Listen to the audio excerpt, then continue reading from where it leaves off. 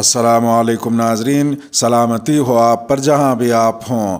Calendar پر آج تاریخ ہے 24 محرم الحرام، انگریزی تاریخ 23 اگست ہے۔ اپنے میزبان راہی حجازی سے عالمی خبریں سنیے۔ کیا پنجشیر میں پھر سے جنگ شروع ہو گئی ہے؟ افغان طالبان کے ترجمان ذبیح اللہ مجاہد نے گزشتہ روز بتایا کہ طالبان کے سپریم لیڈر ملا ہبت اللہ اخونزادہ نے افغانستان کے شمالی صوبوں پنجشیر اور بغلان کے لیے خصوصی فوجی کمانڈر مقرر کیا ہے۔ طالبان کے ترجمان ذبیح اللہ مجاہد کی ایک ٹویٹ کے مطابق ملا عبدالقیوم ذاکر کو صوبہ پنجشیر اور بغلان کے لیے خصوصی فوجی کمانڈر مقرر کیا گیا۔ ملا عبدالقیوم ذاکر، جو ماضی میں طالبان حکومت کے نائب وزیر برائے دفاع کے طور پر کام کر چکے ہیں، وہ طالبان کی تحریک میں اعلیٰ فوجی کمانڈروں میں سے ایک شمار کیے جاتے ہیں۔ اسی لیے پنجشیر اور اندراب کے لیے ان کا تقرر کیا گیا ہے، جہاں طالبان باغی دھڑے سرگرم ہیں اور طالبان فورسز کے ساتھ جنگ میں ہیں۔ طالبان کی جانب سے یہ اعلان ایک ایسے وقت میں سامنے آیا ہے جب طالبان باغی گروپ NRF کے ترجمان نے کئی طالبان اہلکاروں کو حراست میں لینے کا دعویٰ کیا ہے۔ NRF کے ترجمان نے یہ بھی دعویٰ کیا کہ ہمارے گروپ کے بغلان اور پنجشیر میں طالبان کی چوکیوں پر حملے بڑھ گئے ہیں اور ان علاقوں میں طالبان کو بھاری جانی نقصان پہنچا ہے۔ تاہم طالبان حکام واضح طور پر اس بات کی تردید کرتے ہیں کہ اس علاقے میں کوئی لڑائی ہو رہی ہے۔ پنجشیر میں طالبان کے مقامی انفارمیشن ڈائریکٹر نصر اللہ ملک زادہ نے اس سال جون میں کہا تھا کہ یہاں سب کچھ ٹھیک ہے، کوئی لڑائی بالکل نہیں ہے۔ لیکن امریکی اخبار دی واشنگٹن پوسٹ میں جون ہی میں ایک تفصیلی رپورٹ میں نامہ نگار سوزینا جارج نے لکھا کہ طالبان کئی ماہ سے وادی پنجشیر میں مقیم مخالف جنگجوؤں کے ساتھ ایک بار پھر سے جنگ میں مصروف ہیں۔ عمران خان کے خلاف توہین عدالت کیس کی سماعت آج، متفرق درخواست دائر۔ سابق وزیر اعظم پاکستان عمران خان کے خلاف اسلام آباد ہائی کورٹ کا 3 رکنی بینچ آج منگل کو عمران خان کے خلاف توہین عدالت کیس کی سماعت کرے گا۔ دوسری جانب عمران خان توہین عدالت کیس میں متعلقہ ریکارڈ جمع کرانے کی متفرق درخواست بھی دائر کی گئی ہیں۔ ادھر ایک دوسری خبر میں PTI کے زیر حراست رہنما شہباز گل نے جنسی زیادتی کی تصدیق کر دی ہے۔ گزشتہ روز شہباز گل کے کمرے پر پولیس کے چھاپے کے دوران ایک صحافی نے شہباز گل سے سوال کیا کہ کیا آپ کے ساتھ جنسی زیادتی ہوئی تھی، تو جواب میں شہباز گل کا کہنا تھا کہ جی ہاں، یہ سچ ہے۔ ایک تیسری خبر میں PTI کے پرجوش حامی اینکر جمیل فاروقی کو کراچی سے گرفتار کر لیا گیا ہے۔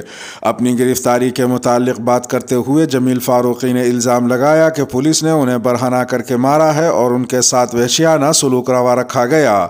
جمیل فاروقی کراچی ایئرپورٹ پر اپنی گرفتاری پر بات چیت کرتے ہوئے رو پڑے اور بتایا کہ انہیں برہنہ کر کے بری طرح مارا گیا ہے۔ جمیل فاروقی کا ایک وائرل ویڈیو میں پولیس کی موجودگی میں کہنا تھا کہ انہیں اہل خانہ کو بتائے بغیر گرفتار کیا گیا ہے۔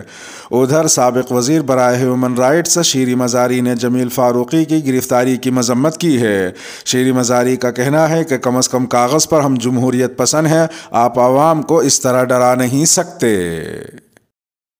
سکھ لڑکی کی مسلمان لڑکے سے شادی پر سکھ برادری کا احتجاج۔ خیبر پختونخوا کے ضلع بونیر میں سکھ برادری سے تعلق رکھنے والی 25 سالہ اسکول ٹیچر کی مسلمان لڑکی سے شادی کرنے پر سکھ کمیونٹی احتجاج کر رہی ہے۔ بونیر کے علاقے پیر بابا پاچا قلعے میں سکھ برادری کے خاندان پاکستان آزاد ہونے سے پہلے سے آباد ہیں۔ ایسے ہی خاندان میں سے 25 سالہ اسکول ٹیچر دینا کماری ڈیوٹی کے لیے نکلی اور گھر واپس نہیں آئی۔ دیر ہونے پر گھر والے پولیس اسٹیشن چلے گئے، جہاں انہیں بتایا گیا کہ دینا کماری نے ایک اقرار نامہ جمع کروایا ہے جس میں انہوں نے لکھا ہے کہ انہوں نے اپنی مرضی سے حزب اللہ نامی لڑکے سے عدالت میں شادی کی ہے۔ اس خبر کے بعد سکھ برادری سڑکوں پر نکل آئی اور احتجاج شروع کر دیا۔ احتجاج میں شامل ایک سکھ رہنما سردار سنت سنگھ نے کہا کہ ہمیں خدشہ ہے کہ ہماری بچی پر تشدد کیا گیا ہے یا برین واش کیا گیا ہے یا بلیک میلنگ کا معاملہ بھی ہو سکتا ہے۔ انہوں نے مزید کہا کہ جب تک وہ ہمارے سامنے یہ نہ کہہ دے کہ مجھے آپ لوگوں کے ساتھ نہیں جانا ہے، ہمارے ساتھ ملنے کے بعد اگر وہ ہمارے ساتھ جانے کو تیار نہیں ہوتی اور اس لڑکے کے ساتھ جانا چاہتی ہے تو پھر ہم منع نہیں کریں گے۔ دوسری جانب مسلمان لڑکے سے شادی کرنے والی لڑکی دینا کماری نے پولیس کی تحویل میں مقامی میڈیا کو ویڈیو بیان میں کہا ہے کہ میں نے اپنی مرضی سے ایک مسلمان لڑکی سے شادی کی ہے اور اس لیے شادی کی کیونکہ میں اسلامیات کا مطالعہ کرتی تھی، جس سے متاثر ہو کر میں نے اسلام قبول کیا۔ انہوں نے مزید کہا کہ اب میرے خاندان والے چاہتے ہیں کہ مجھے دارالامان لے جائیں، لیکن میں دارالامان نہیں جانا چاہتی۔ ان کا یہ بھی کہنا تھا کہ جہاں پر میرے شوہر جائیں گے وہیں پر میں بھی جاؤں گی۔ بونیر کے ضلعی پولیس افسر عبدالرشید نے بتایا کہ ہم دونوں کو عدالت میں پیش کریں گے، جس کے بعد عدالت جو حکم دے گی اس پر عمل کریں گے۔ انہوں نے مزید کہا کہ ہم نے لڑکی کے والدین کو لڑکی سے ملنے کا موقع بھی دیا ہے۔ انہوں نے کہا کہ لڑکی اس وقت دارالامان میں ہے جبکہ لڑکے کو جیل بھیج دیا گیا ہے۔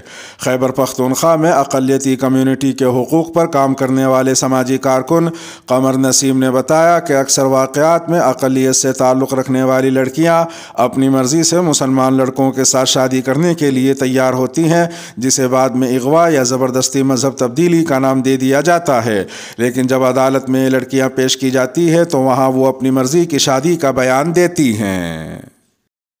سعودی عرب کی وزارت تعلیم نے نئی تعلیمی گائیڈ لائن جاری کر دی۔ سعودی عرب کی وزارت تعلیم نے کہا ہے کہ پرائمری اور مڈل اسکولوں کے کورس میں اسلامک اسٹڈیز اور قرآن کریم کو ایک ہی مضمون کا حصہ بنا دیا گیا ہے۔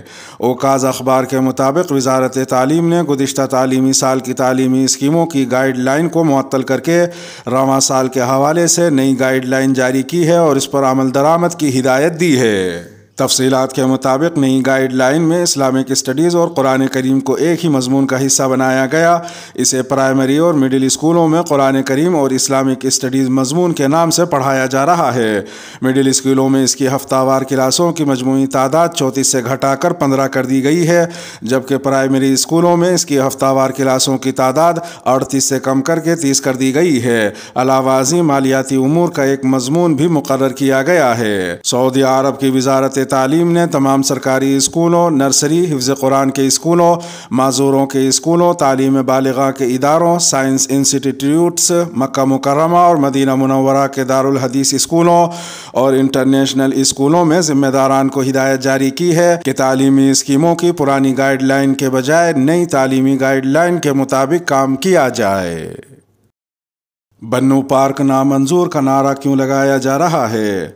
پاکستان کے صوبہ خیبر پختونخوا کے ضلع بنو میں 21 اگست کو سینکڑوں افراد اور علماء نے ایک مقامی فیملی پارک کے خلاف احتجاج کیا اور بنو پارک نامنظور کے نعرے لگاتے ہوئے اس میں خواتین کے داخلے پر مکمل پابندی عائد کرنے کا مطالبہ بھی کیا۔ احتجاج کے شرکاء نے 14 اگست کو بنو کی خواتین کے گھروں سے نکل کر متعلقہ پارک میں جانے کے اقدام کو میرا جسم میری مرضی کے نعرے سے متاثرہ ایک عمل قرار دیا ہے۔ پچھلے ایک ہفتے سے شدید تنقید کی زد میں رہنے والا یہ پارک اعتراضات کے بعد خواتین اور بچوں کے لیے مخصوص کر دیا گیا تھا، لیکن اس کے باوجود مخالفت کی کیا وجہ ہو سکتی ہے؟ اس احتجاج کی سربراہی کرنے والے جمعیت علماء اسلام کے بنو ڈسٹرکٹ ناظم مولانا عرفان درانی نے احتجاج اور تنقید کی وجہ بتاتے ہوئے کہا کہ پارک کا جو داخلی دروازہ عوام کے لیے کھولا گیا ہے وہ بنو کے ایک بازار میں کھلتا ہے اور وہ اتنا چھوٹا ہے کہ باہر سے خواتین نظر آتی ہیں۔ انہوں نے مزید کہا کہ یہ تنقید کافی عرصے سے ہو رہی ہے لیکن کوئی نوٹس نہیں لیا جا رہا۔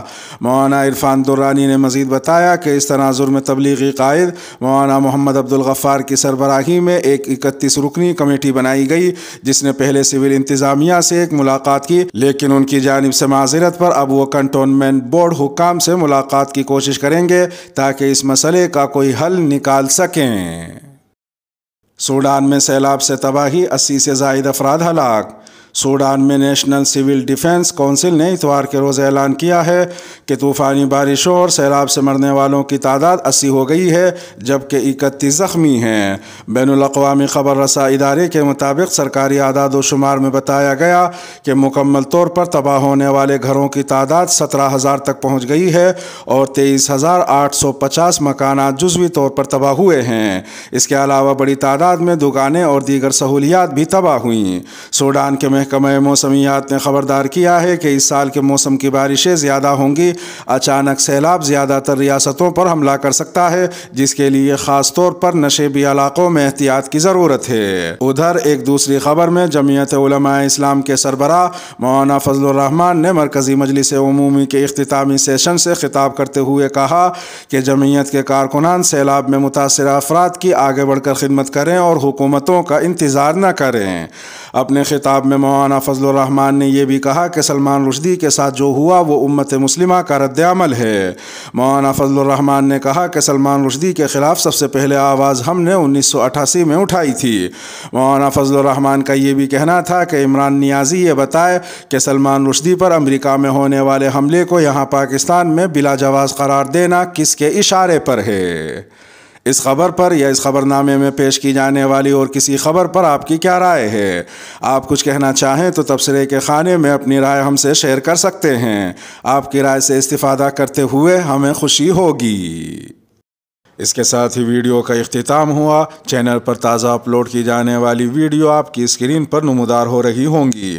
یہ ویڈیو آپ کی نظر سے اگر نہ گزری ہو تو ان کو بھی ملاحظہ فرما سکتے ہیں۔ اپنے میزبان راہی حجازی کو اب دیجیے اجازت۔ سلامتی ہو آپ پر جہاں بھی آپ ہوں۔